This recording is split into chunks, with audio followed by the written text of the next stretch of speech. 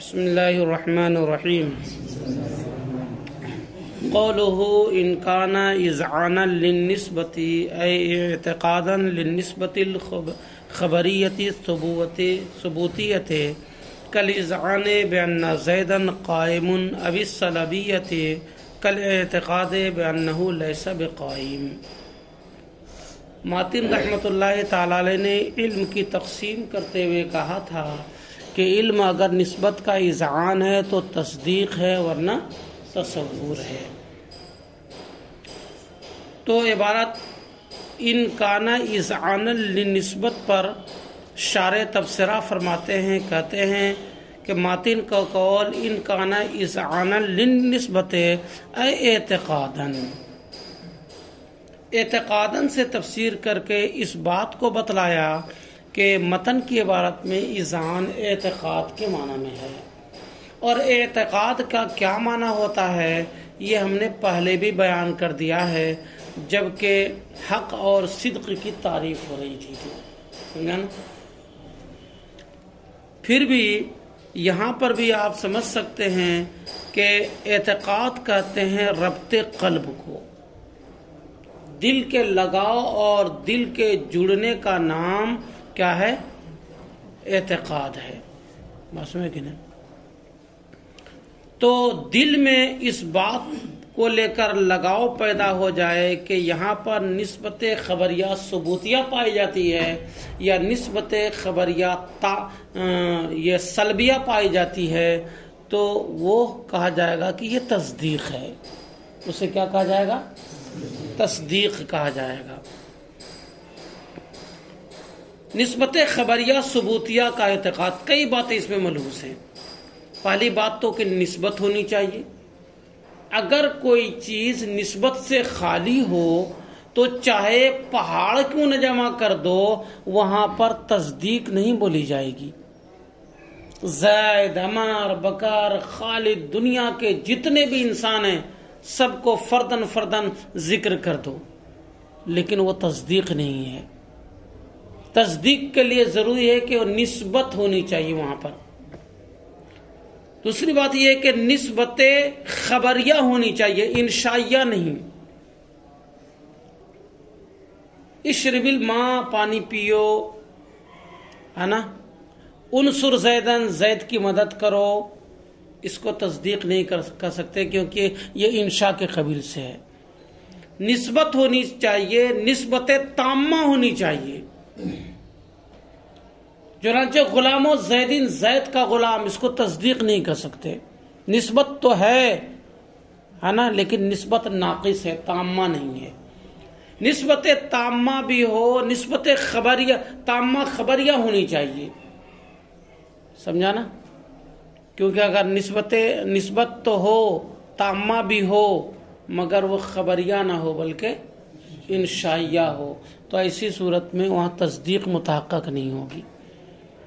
تو نسبت تامہ خبریہ، ابھی عام ہے کہ وہ خبریہ جو ہے یہ مجبہ بھی ہو سکتی ہے اور سالبہ بھی ہو سکتی ہے، سمجھا نا؟ ثبوتیہ بھی ہو سکتی ہے، سلبیہ بھی ہو سکتی ہے وہ نسبت، لیکن نسبت تامہ خبریہ کا اعتقاد ہو۔ جیسے زید کا غلام، زید کا غلام کھڑا یہاں تک کر دیے لیکن ہے ہی نہیں لگائے تو تصدیق نہیں ہوگی۔ جب آپ کہو گے کہ زید کا غلام کھڑا ہے یا زید کھڑا ہے، زید عالم ہے، تب اس جملے میں نسبت تامہ خبریہ ثبوتیہ کا اعتقاد ہوگا، سمجھا نا؟ تب کہا جائے گا کہ یہ جملہ کیا ہے؟ تصدیق ہے۔ کہتے ہیں کہ نسبت خبریہ ثبوتیہ کا اعتقاد ہو، جیسے اس بات کا اعتقاد ہو کہ زید کھڑا ہے، تو نسبت تامہ خبریہ کا اعتقاد ہوا کہ نہیں؟ نسبت تامہ خبریہ کا یقین ہوا کہ نہیں؟ یا نسبت تامہ خبریہ سلبیہ کا اعتقاد ہو، جیسے اس بات کا اعتقاد کہ زید کھڑا نہیں ہے، یہاں نسبت ہے، نسبت تامہ بھی ہے، نسبت تامہ خبریہ بھی ہے. یہ اور بات ہے کہ ثبوتیہ نہیں بلکہ سلبیہ ہے. تو ثبوتیہ اور سلبیہ کو لے کر کوئی فرق نہیں پڑے گا، لیکن ہونی چاہیے نسبت وہاں پر، ہونی چاہیے نسبت تامہ وہاں پر، ہونی چاہیے نسبت تامہ خبریہ وہاں پر. سمجھا نا؟ اور ان میں سے کوئی بھی بات چھوٹی تو تصدیق نہیں ہوگی بلکہ وہ تصور کی کالم میں چلا جائے گا. بات سمجھ میں آ رہی؟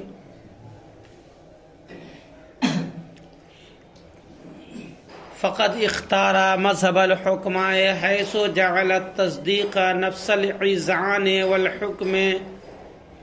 تو مصنف یعنی علامہ تفتزانی نے حکماء کے مذہب کو اختیار کیا ہے بیں طور کو انہوں نے تصدیق نفس اذعان اور حکم کو قرار دیا ہے. حکماء اور امام رازی مناطقہ کی ایک جماعت کو حکماء کہتے ہیں. کیا کہتے ہیں؟ حکماء کہتے ہیں. حکیم کی جمع حکماء. مناطقہ کی ایک جماعت کو حکماء کہتے ہیں. اور اسی کے بالمقابل امام رازی ہے جو منطق کے بہت بڑے امام مانے جاتے ہیں. منطق کے امام، منطق کے پیشوا، منطق میں ان کا کوئی ثانی نہیں. اتنے متبحر عالم فی المنطق تھے. کسی بھی مسئلے کو وہ منطق سے ثابت کر دیتے تھے، چاہے وہ شریعت کا ہی مسئلہ کیوں نہ ہو. یہاں تک کہ امام رازی کے جب مرنے کا وقت قریب آیا تو شیطان تو پیچھا کرتا ہے. کہا اے امام رازی، نزا کی کیفیت یوں طاری، یوں پریشانی تکلیف اس وقت کتنی ہوتی ہے مرنے والے کو پتا ہے. تو اس وقت شیطان پہنچتا ہے امام رازی کے پاس اور کہتا ہے کہ اے امام رازی، پوری زندگی تو دلیل کے انبار لگا دیے تم نے، ہر عنوان پر تم نے دلیل کے انبار لگا دیے. تم آج دلیل سے ثابت کرو کہ اللہ ایک ہے.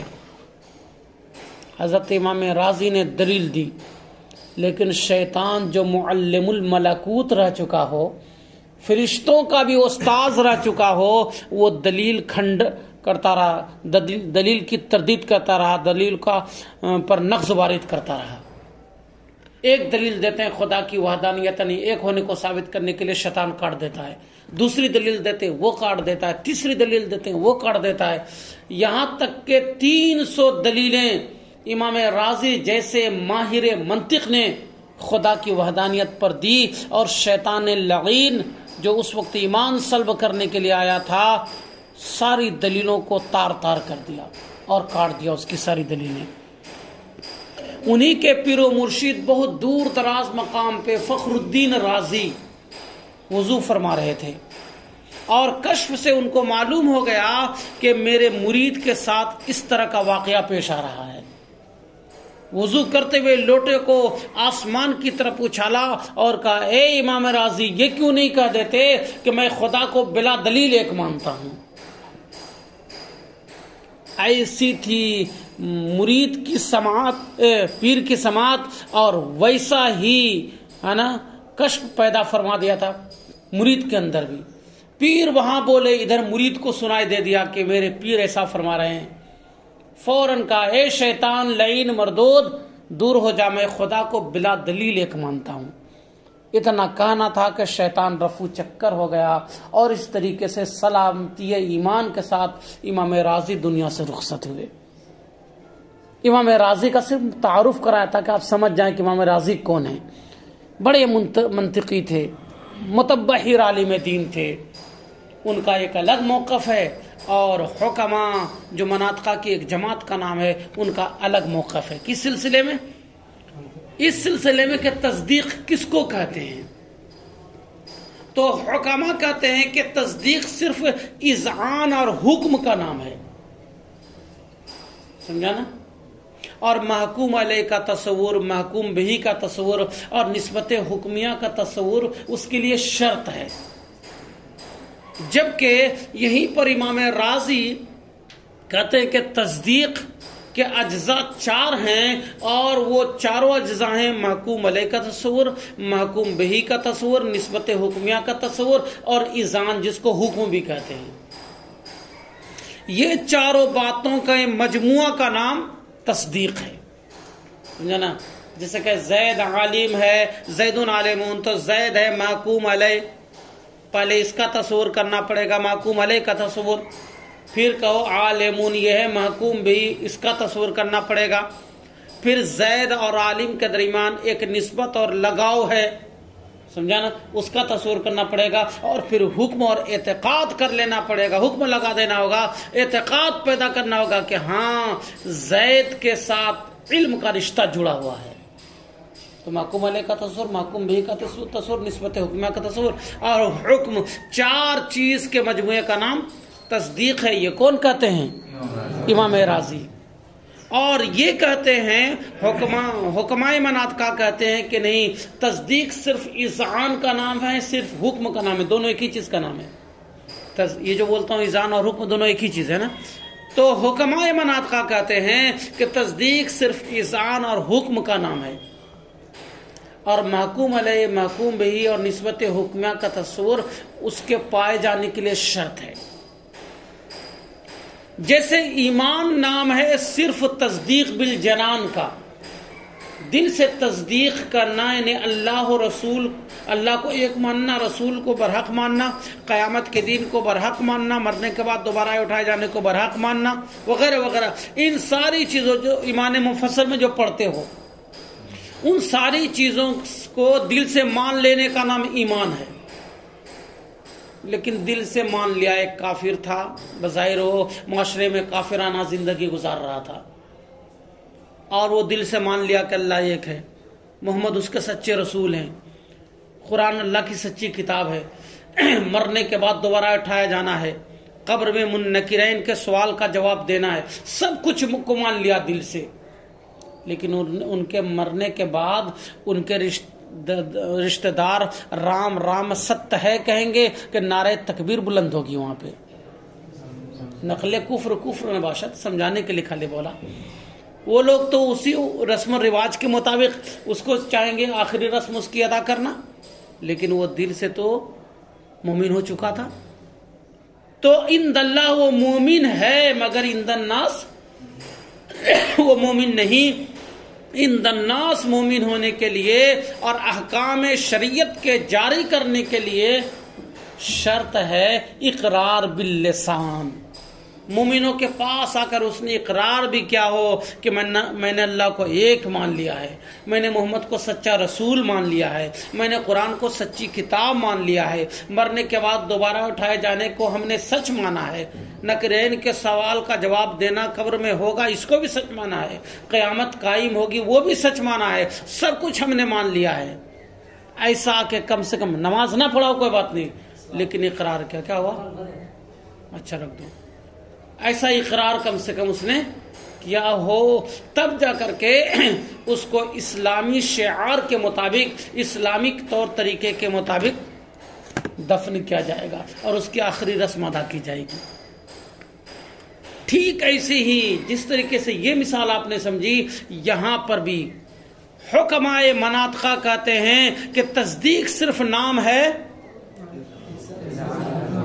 اذعان کا، حکم کا، اور محکوم علیہ، محکوم بھی اور نسبت حکمیہ کا تصور جس کو تصورات ثلاثہ سے بھی تعبیر کیا جاتا ہے۔ تصورات ثلاثہ تصدیق کے پائے جانے کے لیے شرط ہے، سمجھا نا؟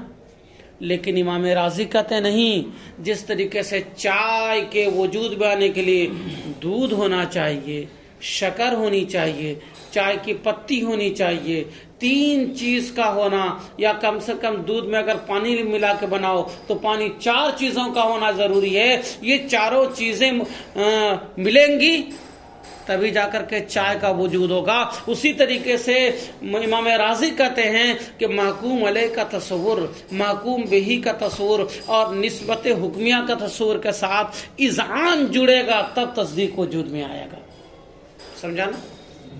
تو حکما کے مذہب اور امام راضی کے مذہب میں کیا فرق ہوا؟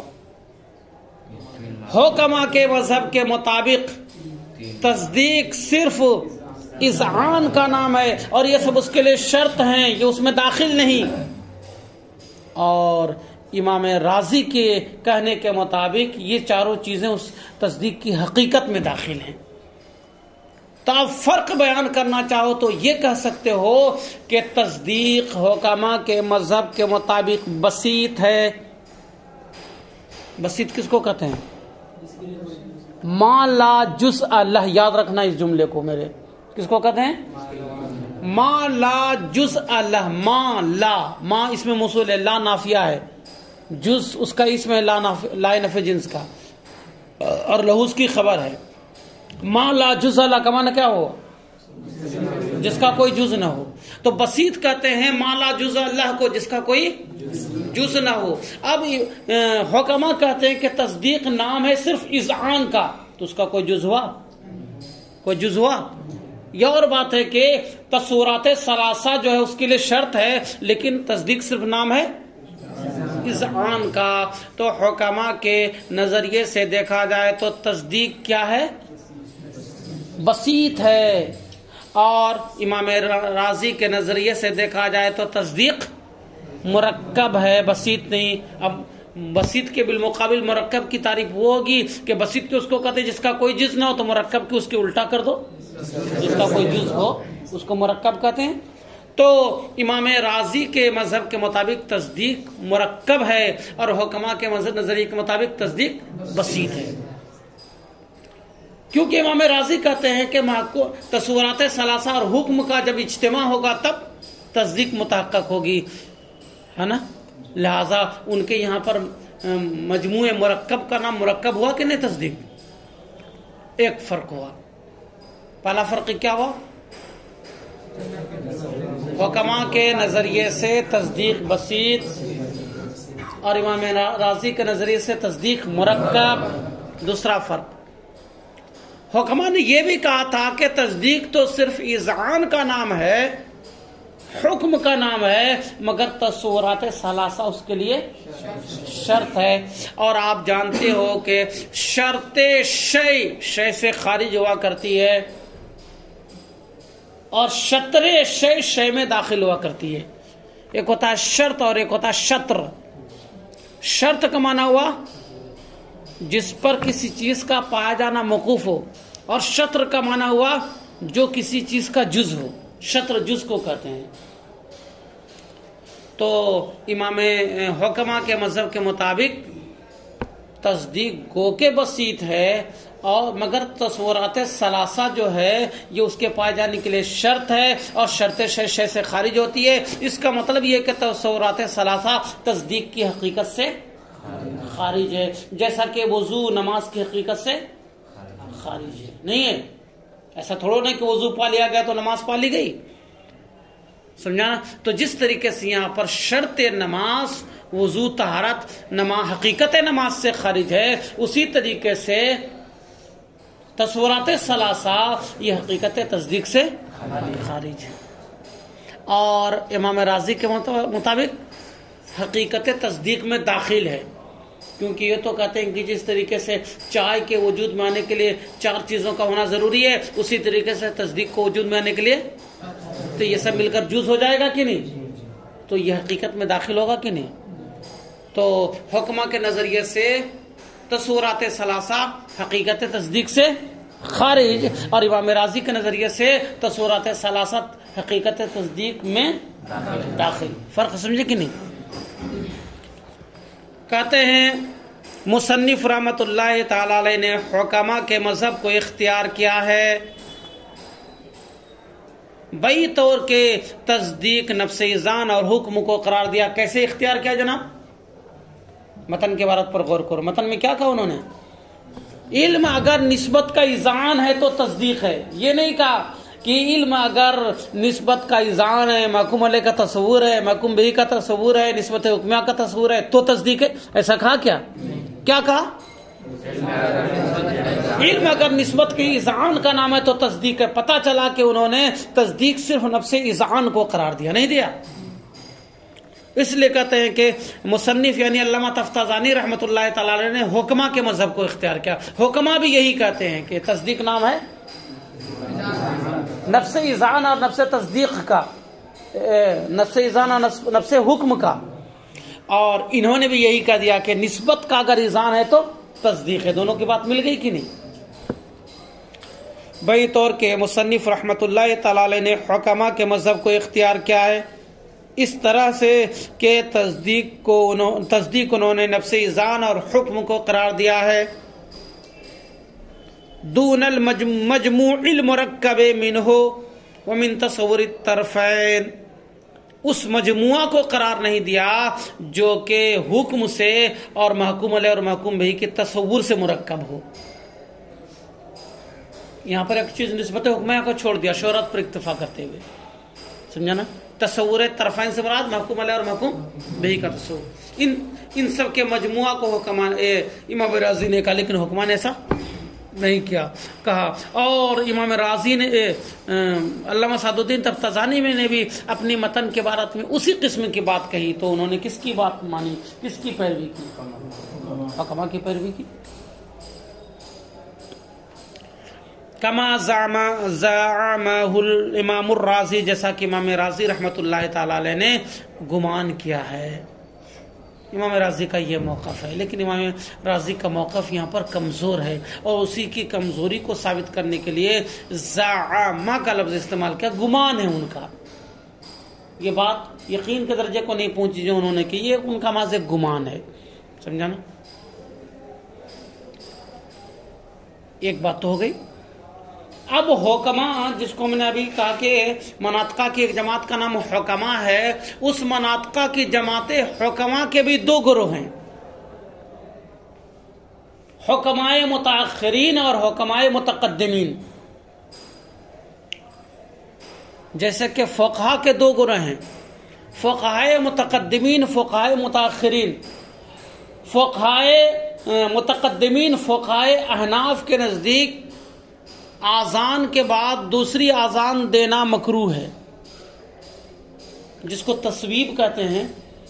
کہیں پر الصلاۃ والسلام علیک یا رسول اللہ، درگاہ شریف میں بولتے ہیں کہ نہیں؟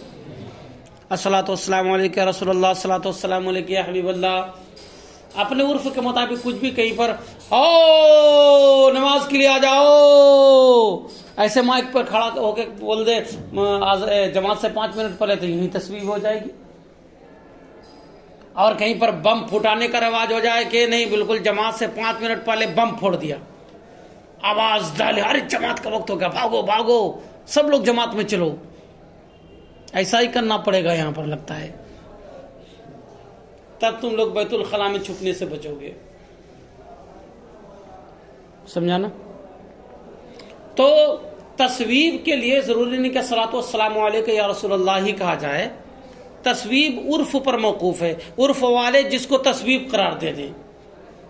لیکن بہتر یہ ہے کہ جب ہم دوبارہ نماز کے لیے بلا رہے ہیں تو نبی کائنات پر درود پاک کا نذرانہ پیش کر دیں کہ اس سے بڑا تحفہ اور کیا ہو سکتا ہے. من صلی علیہ واحدۃ صلی اللہ علیہ عشرۃ مرات. اللہ کے نبی فرماتے ہیں کہ جو میرے اوپر ایک مرتبہ درود پڑتا اللہ تعالیٰ اس کے اوپر 10 رحمتیں نازل فرماتا ہے کہ نہیں؟ تو یہ کام کیوں نہ کر لیں. تو اس لیے اکثر جگہ پر اہل سنت والجماعت کی جس مسجد میں بھی تصویب ہوتی ہے، تا ثا واو یا با تصویب ہوتی ہے، تو وہاں پر یہ سلام ہی پڑھا جاتا ہے، صلاۃ پڑھا جاتا ہے، الصلاۃ والسلام علیک یا رسول اللہ. لیکن یاد رکھنا متقدمین فقہائے احناف کے نزدیک یہ مکروہ ہے کہ جب ہمارے نبی کے زمانے میں نہیں تھا، صحابہ کے زمانے میں نہیں تھا، تو کیوں ہم اس کو بڑھائیں گے. لیکن متاخرین فقہائے احناف کے نزدیک جائز ہے تصویب. سمجھا نا؟ کیونکہ نبی کے زمانے میں، صحابہ کے زمانے میں گل لے کر لیٹرن کھانے میں بیٹھنے والے کوئی نہیں تھے کیا؟ آج نہ پیدا ہو گئے، جماعت کا وقت وہی پاس کر دیا اس کو، اس لیے سلاد دے کے پھر اس کو یاد دہانی کرا جا رہا ہے، جناب نکلو جلدی سے وہاں سے. گل گھسنے کا ٹائم نہیں ہے، خدا کی یہاں پر پیشانی رگڑنے کا ٹائم ہے. سمجھا نا؟ پہلے کے زمانے میں سستی نہیں تھی، کاہلی نہیں تھی. آذان ہوتی تھی، لوگ نماز کے لیے دوڑ پڑتے تھے، بلکہ پوری توجہ لگائے رہتے تھے کہ آذان ہو کے نکلیں، آذان ہو کے نکلیں. سمجھا نا؟ آذان ہوتی اور پھٹ سے نکل پڑتے مسجد کی طرف. لیکن آج کاہلی کا یہ عالم ہے کہ آذان ہو گئی تب بھی طلبہ کتاب تو بند ہے کہ کچھ رے پتہ جب رے سب بنگلہ بول رہے ہیں، بے وقوف سب بولنا، یہ تو عربی بولتے، آپس میں بنگلہ بولتے، سب اپنی مادری بھاشا بولتی ہیں، غلط کام کرتے ہو۔ آسان ہو جاتی ہے، پھر بھی آدھے بچے بیٹھے رہتے ہیں، جب تک وہ استاذ آئیں گے نہیں، ڈنڈا دکھائیں گے نہیں، تب تک بھاگیں گے نہیں۔ مصباح صاحب نے ادھر سختی کی ہے، تب تھوڑی سی ٹھیک ہو رہا ہے، پھر بھی چھپنے والے چھپ ہی جاتے ہیں، اپنے مستقر میں جا کے بالکل چھپتے ہیں۔ کون جائے گا بار بار وہاں پر کھٹکھٹانے کے لیے اتنی خوشبودار جگہ میں؟ تو پہلے کے زمانے میں سستی نہیں تھی، کاہلی نہیں تھی، اس لیے تصویب نہیں دی جاتی تھی۔ آج کے زمانے میں کاہلی آ گئی ہے، عوام کی بات تو چھوڑو، ہم خواص میں کاہلی آ گئی ہے، اس لیے آج کے زمانے میں تصویب یعنی آذان کے بعد دوبارہ جماعت کھڑی ہونے کی اطلاع دینا جائز ہے، اسی کو تصویب کہتے ہیں۔ یہ صرف سمجھانے کے لیے میں نے تقریب فہم کے لیے یہ بات لائی کہ حکما کے یہاں پر بھی دو گروہ ہے، ایک گروہ کو متقدمین حکما کہا جاتا ہے اور دوسرے گروہ کو متاخرین حکما کہا جاتا ہے۔ اب اس سلسلے میں کہ تصدیق اور تصور دونوں کا متعلق ایک ہے یا دونوں کا متعلق الگ الگ ہے، تصدیق کے 3 اجزاء ہیں یا تصدیق کے 4 اجزاء ہیں، اختلاف ہو گیا ہے ان حکما کے 2 گروہوں کے درمیان۔ متقدمین حکما کچھ اور بات کہتے ہیں اور متاخرین حکما کچھ اور بات کہتے ہیں۔ متقدمین حکما کا نزدیک تصدیق کے اجزاء 3 ہیں، سمجھا نا؟ اور یہ کہ تصور اور تصدیق دونوں کا متعلق ایک ہی ہے، نسبت تامہ، سمجھا کہ نہیں؟ جبکہ متاخرین مناطقہ کے نزدیک تصدیق کا متعلق نسبت تامہ خبریہ ہے اور تصور کا متعلق نسبت تقییدیہ ہے، اور ان کے یہاں پر تصدیق کے اجزاء 3 نہیں بلکہ 4 ہیں، سمجھا نا؟ یہ بتا دیا، بات کل بیان کریں گے۔